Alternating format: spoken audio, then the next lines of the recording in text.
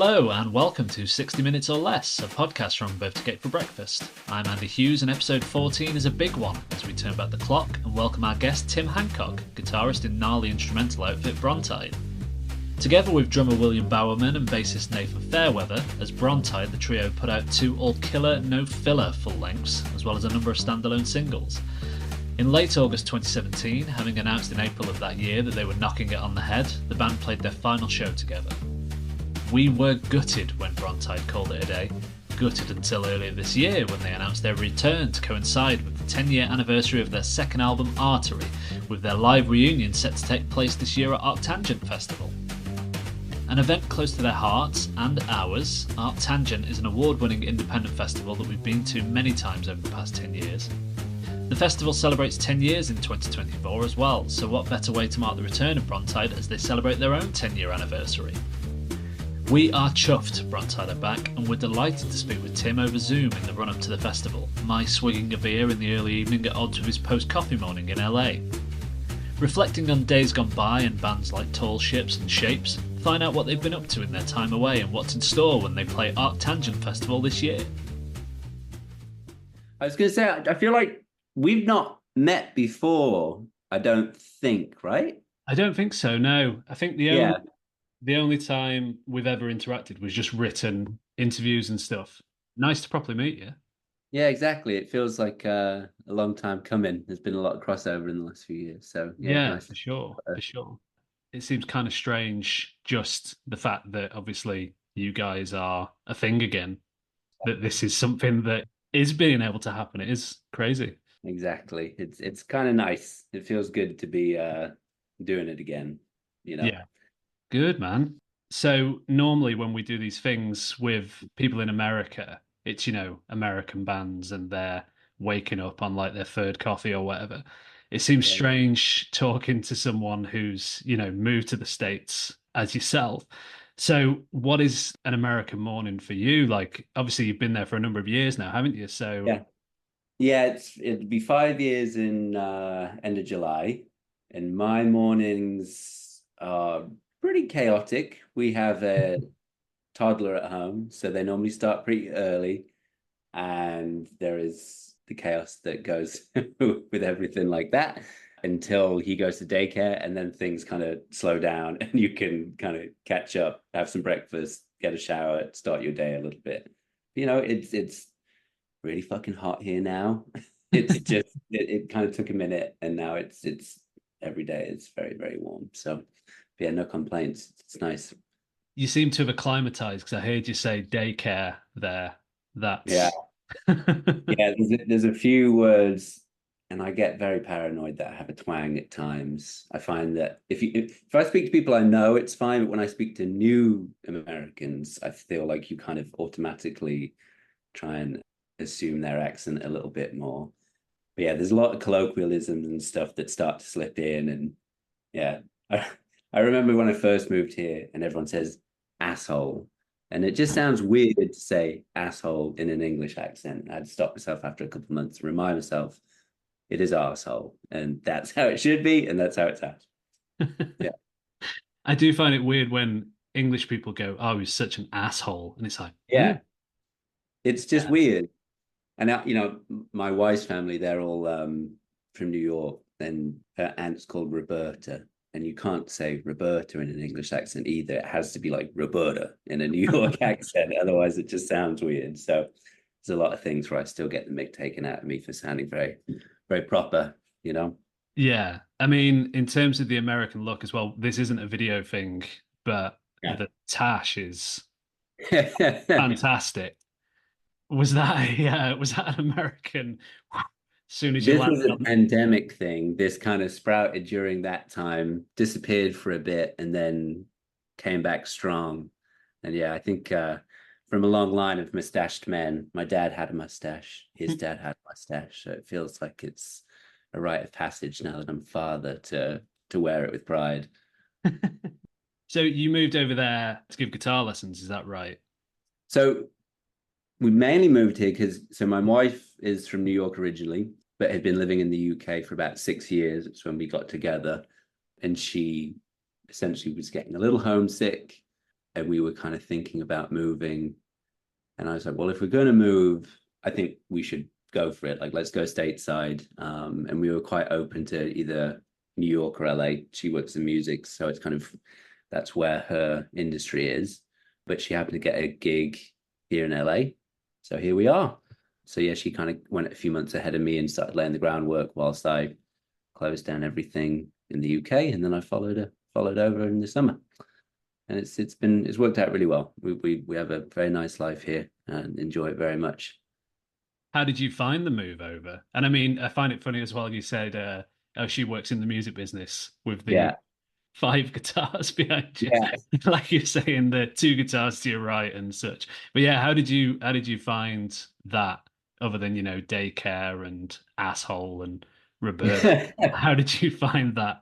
Yeah, not too Climatizing? bad. I mean, I think I was lucky in the sense that through my wife, I knew quite a few people already, so I didn't feel like I was going in too cold.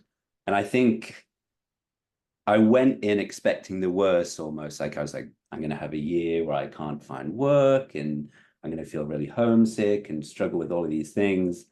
And it wasn't as bad as I was expecting it to be. So I think that helped setting myself a low bar in that sense. And, everyone's very friendly here, and very welcoming, and it's quickly established some nice groups of friends and things. And then once I started working more, you met more new and like-minded people and things like that. So, before I was living in Nottingham, which is a very tiny city in comparison to Los Angeles. So it's like, it's very overwhelming at first, but a lot of people have said once you find these little pockets of the city, it all starts to make sense. And that's 100% true. Is when you first come, it's just like this sprawling metropolis that makes no sense and you can't walk anywhere. But once you know where the little spots are, it kind of, it all fits after that. So yeah, it's good. In terms of like pockets and such, have you found much in the way of like, a musical community or anything like that? Yeah, I mean, so I was very fortunate. Quite soon after moving, I started working at Fender, originally freelance, and then I went full time in 2020. But obviously, as you might imagine, for a guitar company, everybody plays guitar.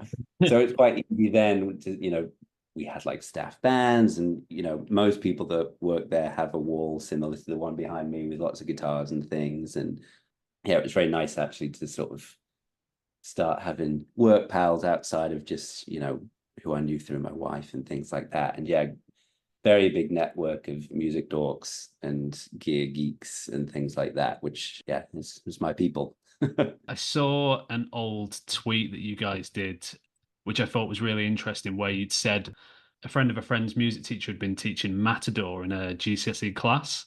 Oh yeah, yeah. On the teaching front, that just seems so cool.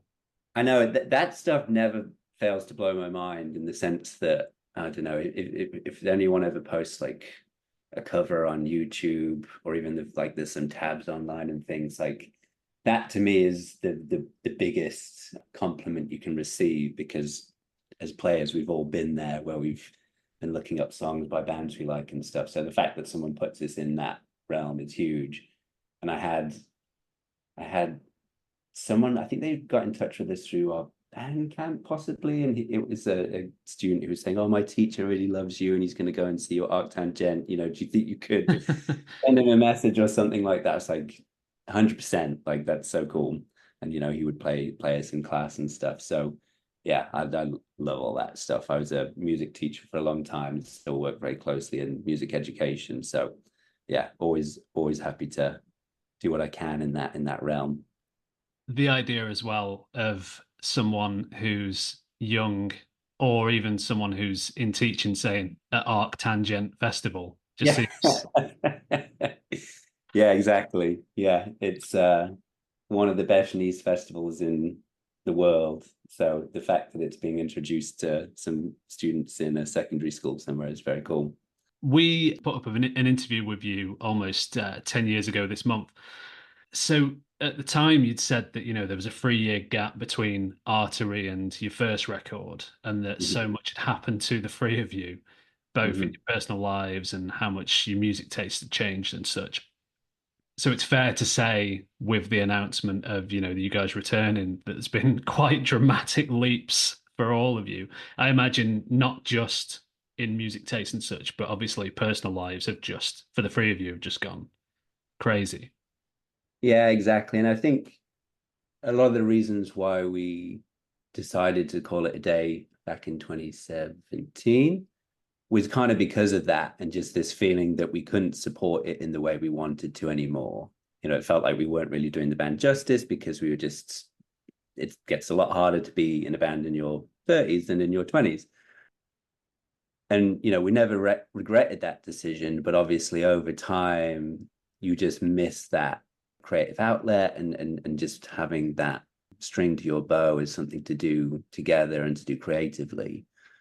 But I think what's been interesting since we've started kind of putting plans together for this, and kind of sharing where our music tastes are and things now, is, as much as there is new things in there, there's almost like a desire for some of the stuff that was really present very early on as well, which is maybe a little heavier and a little more raw again, just because I think, I'm sure you hear all these things about, like, past a certain age, we are not very good at accepting new music, and we have this kind of nostalgic trigger in our brain for things that we listened to in our kind of teens and 20s. So I think there's an element of that, of just wanting to kind of have something that's very high energy again, and yeah, just trying not to take it too seriously. And I think we've always used the band as a very kind of free space to do exactly what we want, so it's still very much that.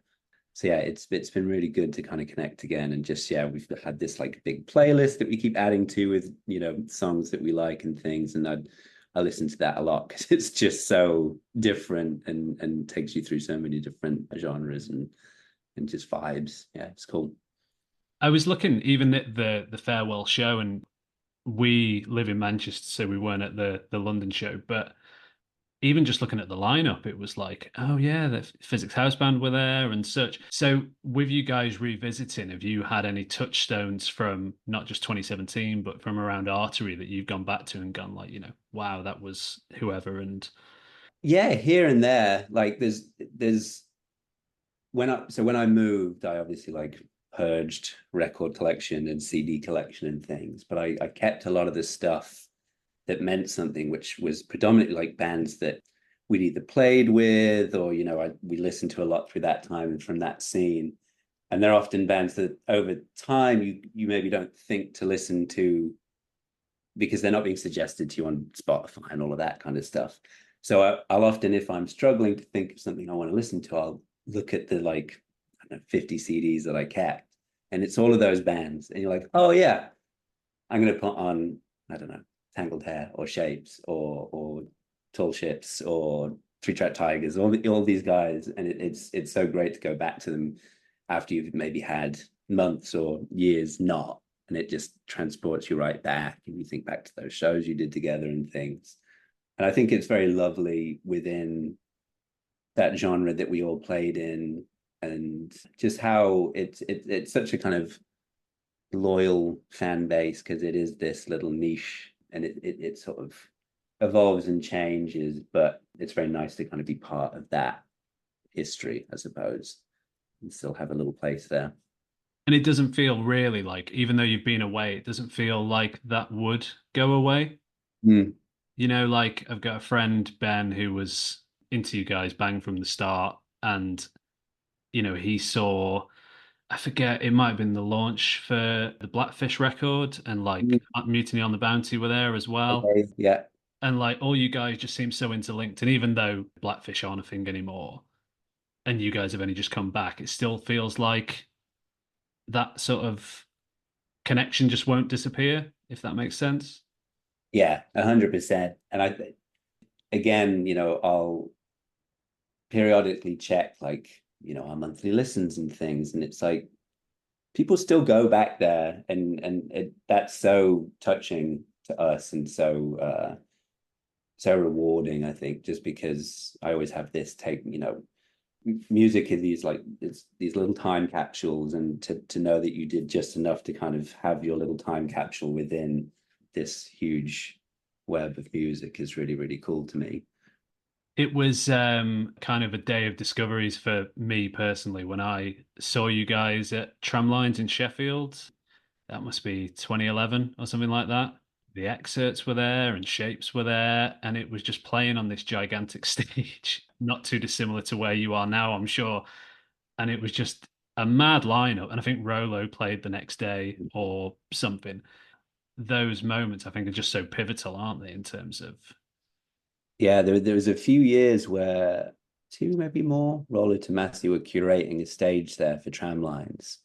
So there was always all those bands, like, they were handpicking them, and it was just, they were such great days. And I always remember there was like, I think you referring to the one, it was an outdoor stage, like in front of like a market square type thing. Yes. With an amazing line from James Spence, where he's sort of like, I can't remember the exact shots. He's like calling for a wall of death from like John Lewis to Poundland or something like that. It just moment in hardcore history of the Sheffield Tramlines, John Lewis Wall of Death or something like that. I forget where the shops were, but yeah, it was great.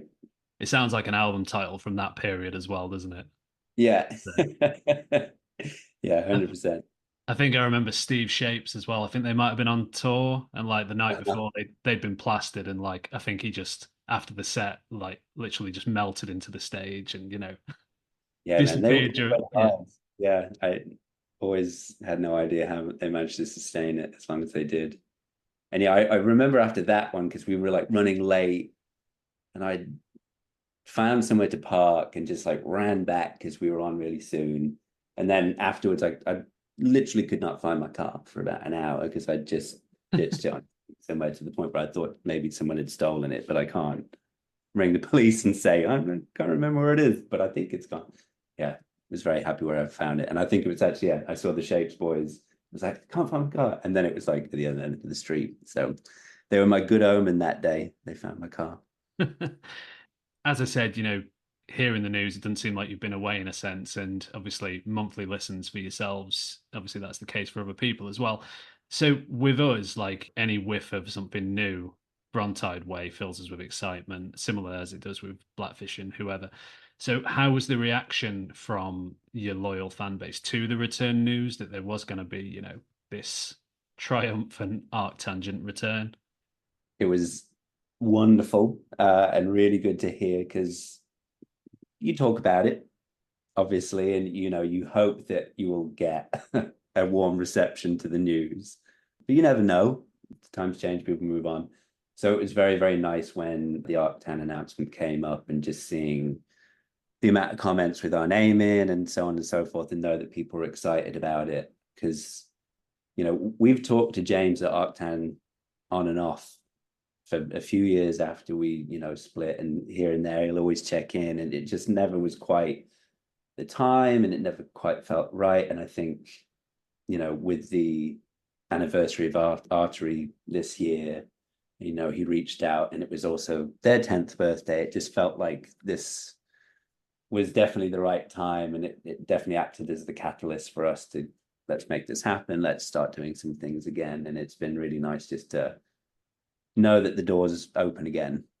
As you said before, we've always kind of had long gaps and always been pretty slow, and I'm sure that will remain true. But it's nice that, yeah, that door is open, and that we know that if there's things we want to do, we can do them again. So yeah, it feels good. You would be gutted if you came back and knocked on the door and they said, lads, that was. Yeah, you're living in the past. Move on. Yeah, exactly. I mean, that could still happen. We're playing, it's a big tent we're playing, and we will see how many people show up. I mean, the excitement during that first arc tangent in that tent, I think, Yeah, will spell 10 years in the future that it's absolutely fine. And I yeah, remember vividly, there was a moment where a stick flew out of William's hand and like absolutely brained someone next to me. And obviously he was like, because he looks like you were all such like, you looked quite intense, cool players anyway. And I just yeah. remember being like, shit, this this woman's just been like deaded next to me. Yeah. Have you got any fun memories yourselves of like, the festival and that first time?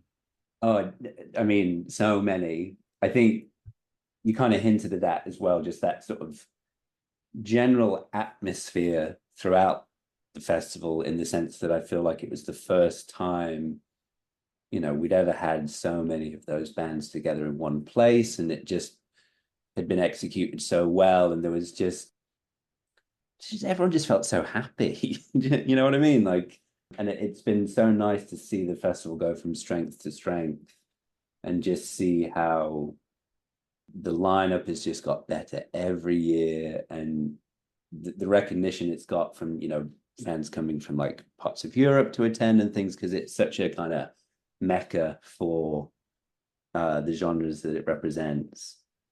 And yeah, we just had such a blast on that show, and I think we DJ'd the silent disco that night as well with Rollo Tomasi, and that was just chaos and so much fun. And I think it's the only year we played, but I think we got asked to do the silent disco again the following year, or maybe the year afterwards, and that was similarly chaotic, and we didn't get asked again after that, which makes sense. Yeah, it was just amazing, and being able to kind of meet people as we walked around and just see so many good other bands all back to back. Yeah, it's pretty special. So I think any time we've ever talked about doing anything again, that festival has been part of that discussion forever. So yeah, it's very good that it's finally happening.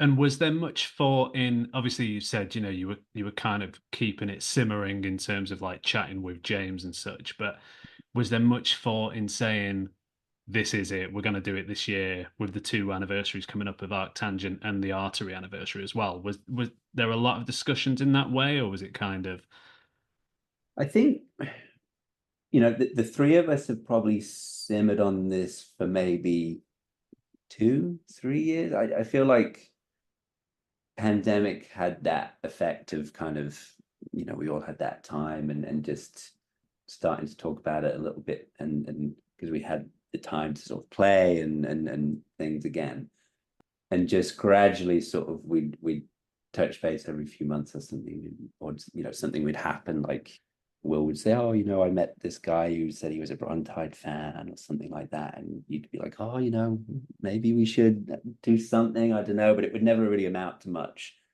And I think we owe a lot of credit to our partners, because I think we pissed them off enough talking about it, that they were like, you just got to do this because you clearly all want to. So that kind of bubbled over at this same time period with the anniversaries. And yeah, like I said, it just sort of all kind of felt like it was the right time to do it. And yeah, here we are. so you So yeah. weren't playing Sansuki in the house all the time and your partner was like, No, I mean, I feel like we all do still listen here and there, whether we're open to saying that or not.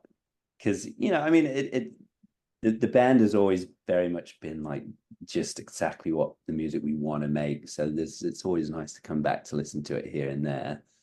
And yeah, I think that just as you get further away from that world as time goes on, that nostalgia builds and you miss it more and more. So yeah, if you ever meet any of our wives or girlfriends and partners, you should probably thank them, because they were a big driver in us actually doing this, I think.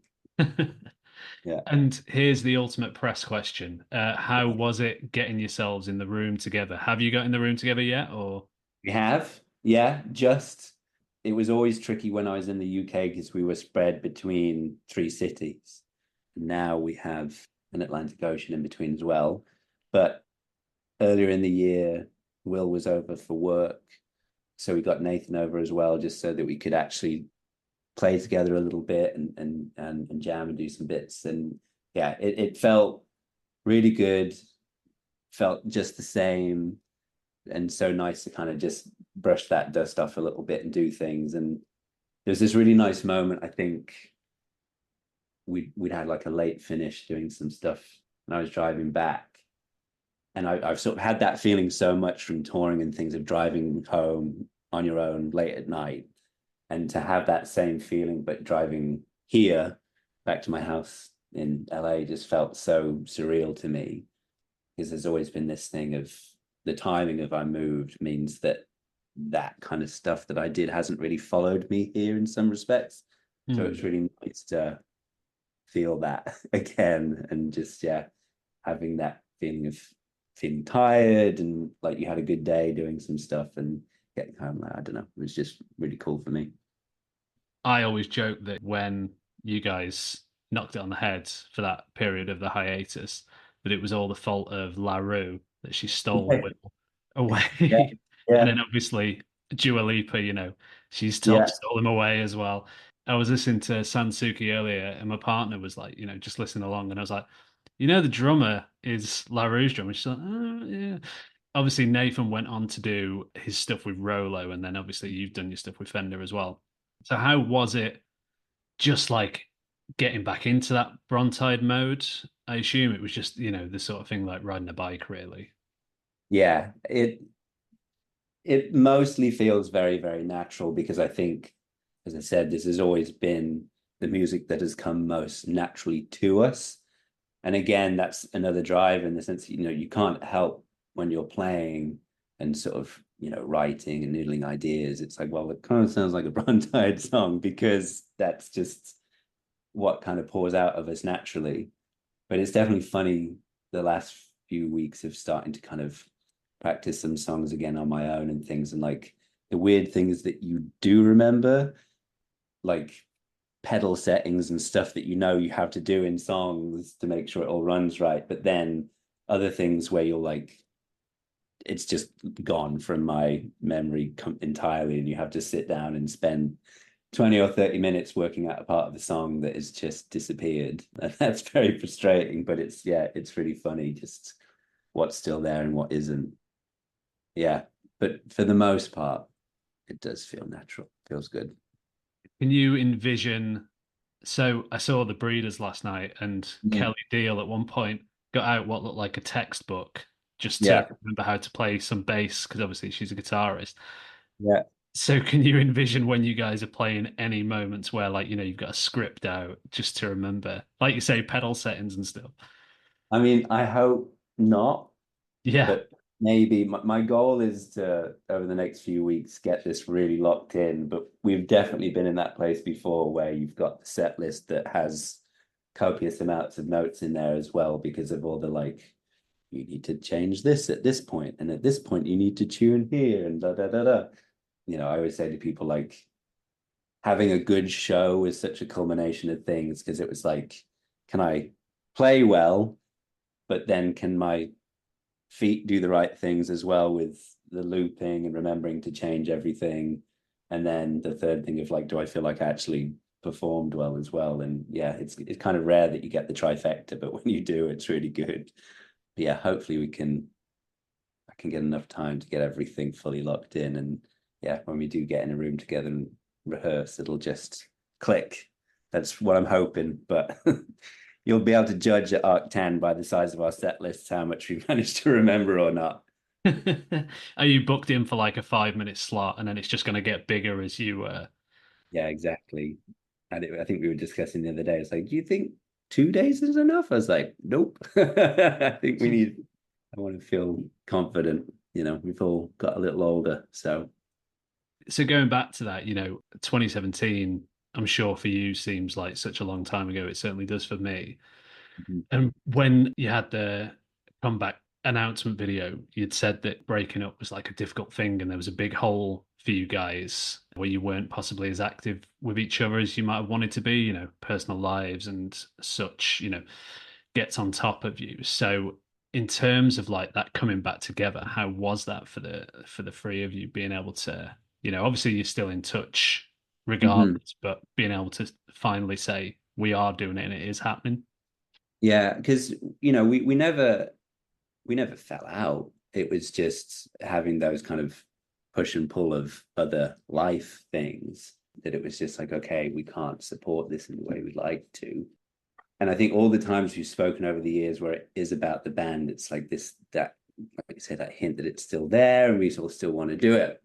I think as we've sort of jammed and done, shared new ideas and so on and so forth, it's like it's really reassuring that it's all received in the same way. I think we all talk about how, like, if I come to William with an idea, he always does exactly the right thing back, and kind of vice versa. And we always joke because Nathan always does the thing we'd least expect, that we almost don't like at first, and then you're like, oh, no, no, no, this is one of the best bass lines I've ever heard. And it's just this kind of trust we have in each other, and this appreciation and just, I don't love what each other does to an idea and to a song that I just haven't ever found with anyone else. And I think the guys would say the same. And I think that's why it's just such a special thing to us, is because it's just such a, like I mentioned earlier, like a natural flow of what we like to do creatively. And it's, yeah, very cool that that all is still there and still exists. Because it would be a worry if after all that time away you'd forgotten that that's what Nathan does, and you were like, Yeah, oh no, what's he doing? yeah, exactly.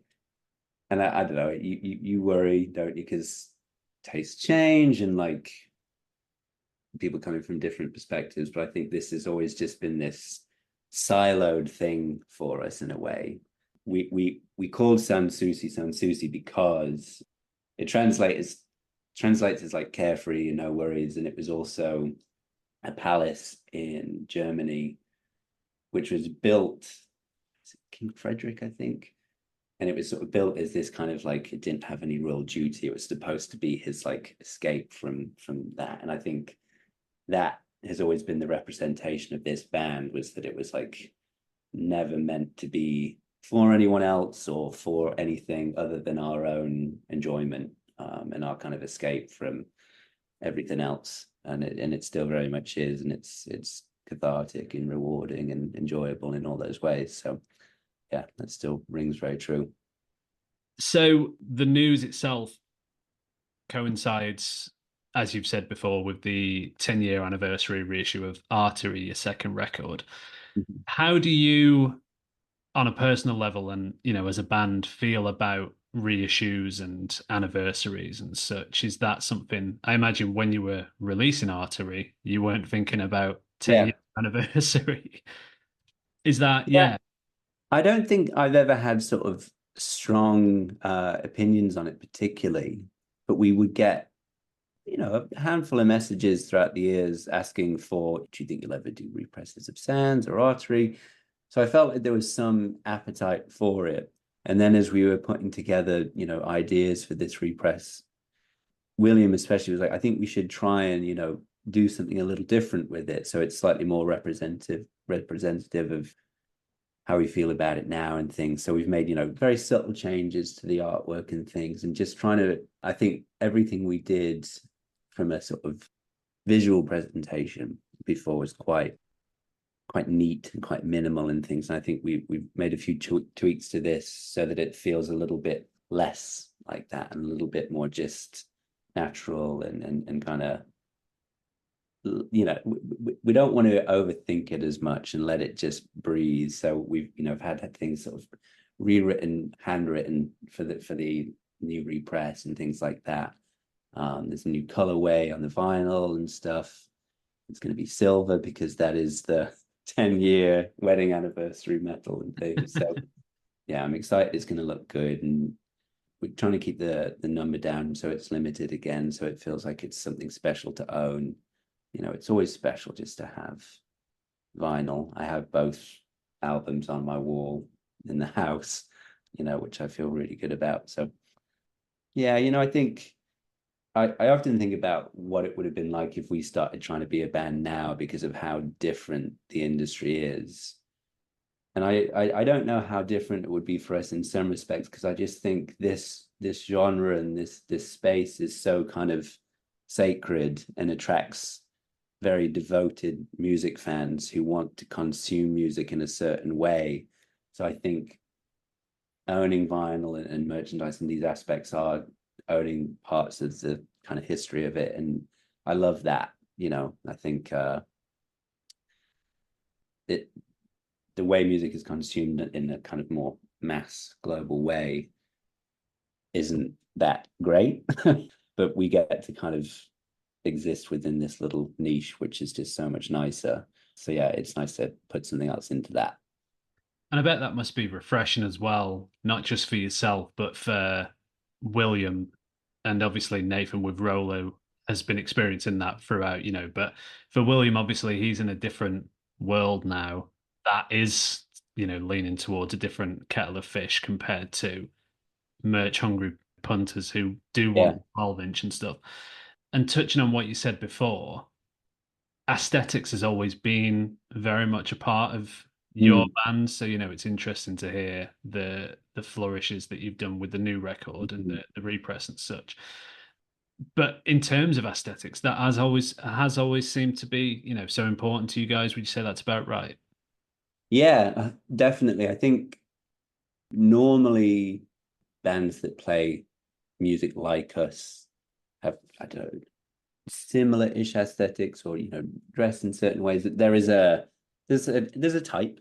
I don't think that's bad to say, and I don't think, whilst that's the music we make, I don't feel like it's sort of how we present ourselves generally, to an extent. So it's just trying to make sure that the aesthetic feels us more so than anything, and that it feels a little unique, in the sense that I think musically we've always tried to blend this melting pot of influences which pull from different genres, so subsequently have those different aesthetics. And it's just trying to culminate that in our own visual as well, so that it feels like it's something unique to us.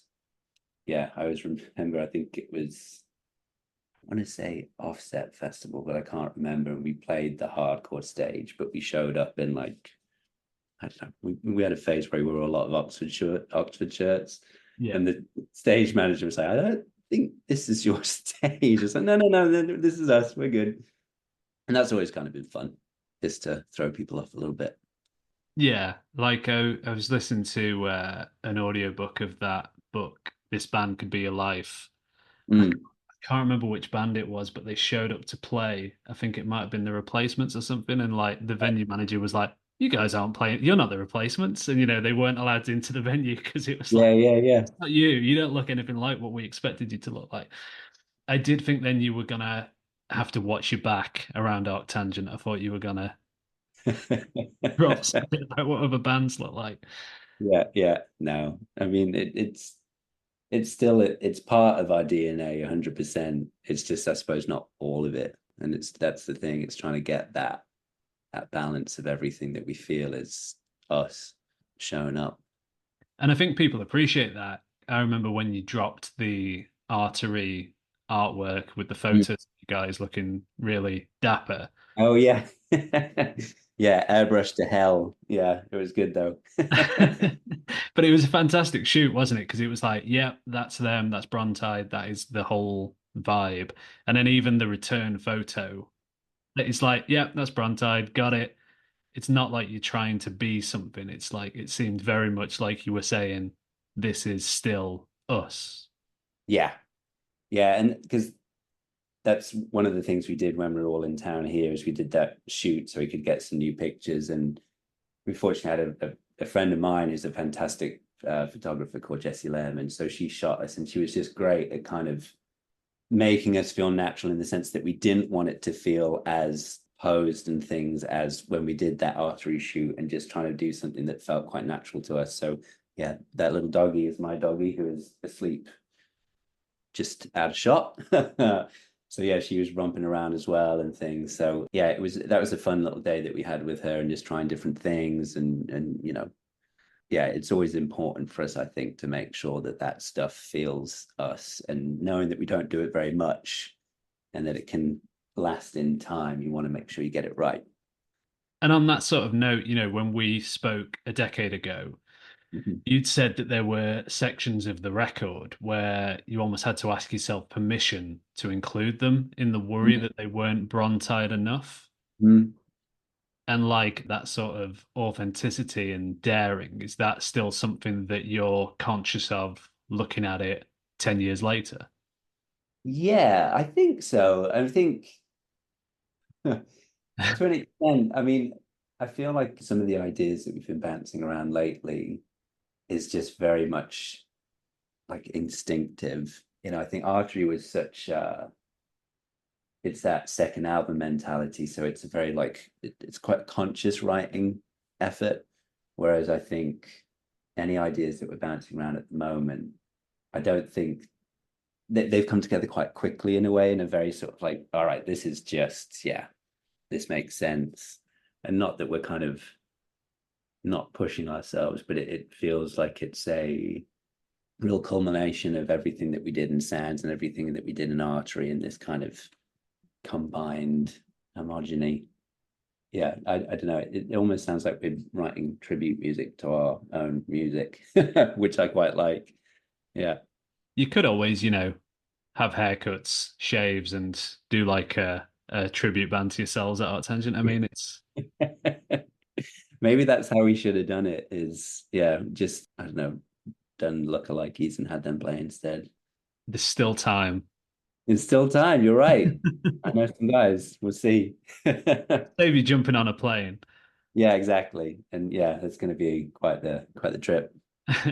I mean, in terms of the record itself and the anniversary, I'm sure that results in a lot of looking back and a lot of nostalgic moments. So how do you look in a general sense on that period? Because obviously, as we've discussed earlier, a lot has changed for everyone. Marriages, children, dogs. Hmm. So what is it like, looking back at 2014 and going into the production of that record and release and such? I mean, it's just great. It's just so many like nice, happy memories, and just I always say to people that there's not many better ways to spend your 20s, I think, doing that kind of stuff. You just meet so many nice, wonderful people, many of which we are still super close with, and things like that. And, you just do something that feels so special. I mean, it's funny, like digging out old pictures and things, because you really question how the heck we did it in the sense that we just fill up a car and go out on the road for like a whole month and sleep on people's floors, and just that whole DIY touring, and just how now if I had to go and sleep on a stranger's floor, I'd be really, really upset about it. But it's such a bonding thing, and you meet other musicians and other people in bands, and we've all been through it, and it doesn't matter how kind of big or small you've got post that time. It's just such a kind of a moment that everyone's all shared, and you can have that kind of knowing glance of like, yeah, I remember loading in up a fire escape in freezing temperatures with ice on the stairs and all that kind of stuff. It builds you. And I was speaking to a friend of mine who works in recruitment, and he's like, artists and musicians and things, they're just it. You learn so much from that, because you learn to be so vigilant and just get things done, and that DIY work ethic, which I think just kind of carries on with everything that you do post that time. So yeah, it's been very, very cool, like looking back on it all, and personally as well for me is kind of bringing it up again and sharing it with friends that I have here who never knew that I did that is really funny as well. I think it's a lot of fun, kind of having people like, oh yeah, I never listened to your band before. It's cool. I like that. That's been nice as well. The idea of, yeah, seeing you guys on one of the live sessions or what have you, when all they know is that you're Tim from work. Yeah, yeah, exactly. It's Yeah, I been mean we're weird. all skinnier and wearing tank tops and all sorts. It's very funny. But yeah, it's very cool to reflect on it and dig it all out. So you hinted at it before, and obviously we're going to find out in a couple of months time rather. So you're throwing new ideas around. Do you know where that's going yet, or? Yeah, I think we're figuring some stuff out. There's, like I said, this is just sort of what comes out of us, regardless of whether we're trying to or not. So there's always, as I'm sure every guitarist, drummer, bass player, musician knows as well, is you always have a billion voice notes in your phone of this riff idea and this thing. And for us, it's always been this jigsaw puzzle of piecing stuff together. But I think there are some things which are fitting. So yeah, it's exciting to know that there could be something new at some point soon. Yeah, I won't say too much. We'll keep that anticipation going. But yeah, I think it's always the best bit, isn't it? It's exciting to know there could be something cool coming out of this. And on that note, this will be going out mid-July. So, Tim, you can reveal all your secrets here with a month to go, other than tribute act. Yeah. Is there anything that obviously you want to keep your cards close to your chest, but in terms of it's your only UK appearance after however many years, 2017, do you know what people can expect when Brontide finally come back? And I mean, hopefully something that is as good as we were 10 years ago. I mean, I like I mentioned before, for us, it's about the gate being open again and the fact that we can start saying yes to things that we want to do and creating some new things. And I hope that anything feels that it's true to what we've done in the past, but is exciting to existing fans as well, and it's something that they like and can add into their rotation. And maybe some new people will discover it too. We shall see. Yeah, it's really exciting, and even just talking to you and like having the conversations that we've had as a band. We a few weeks ago we were like, let's get on a Zoom for like 2 hours and just kind of talk about this kind of stuff. And even that was just so nice to kind of trip down memory lane and reminisce about all that kind of stuff. It's been really fun. Yeah. And final question, with the door being reopened, or rather not shutting, Yeah. is silent disco back on the cards? I mean, I'm always down. I just need someone to ask me. So I'm going to put that out there. I think we should put that out there now that, yeah, Brontide is very much up for silent disco. But the real magic is when it's Brontide versus Rollo Tomasi. So if someone can make that happen, if we can begin a campaign, then whichever night of ArcTan will be a special one, 100%. That's great. Thank you so much. Yeah, thank you. Pleasure to chat. It feels weird having a beer whilst you're I know, post I'm like, daycare. another coffee, maybe some lunch now. Yeah, man.